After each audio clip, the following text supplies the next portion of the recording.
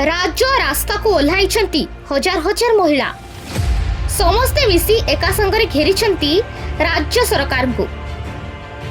हाँ दर्शक बंधु, गत 2 दिन हेब राजधानी गांधी मार्ग सम्मुखें मिशन शक्ति माँ माने धारणा बसिछंती।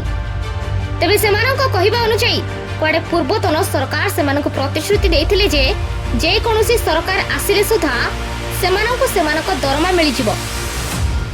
हेले विगत 8 मास हेला सेमाने निज दरमा न पाइथिबा हेतु आज राजरास्ता को ओह्लाइछंती। खाली एतिकी नुहे, मिशन शक्ति कम्युनिटी सपोर्ट स्टाफ माने 10 दफा दाबी मध्य आनिछंती। एथि सहित सेमाने चेतावनी देइछंती जे जेते पर्यंत सरकार सेमानक दाबी पूरण न करिवे सेते पर्यंत सेमाने धारणा रे बसिथिबे।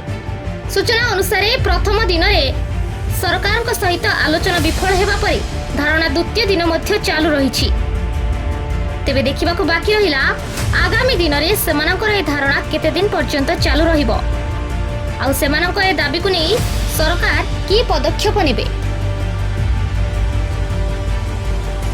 ओडिशा जर्नल आपणक खबर आपणक स्वर आम सह जोड़ी रहिबा पई आम चैनल को लाइक शेयर सब्सक्राइब करंतु।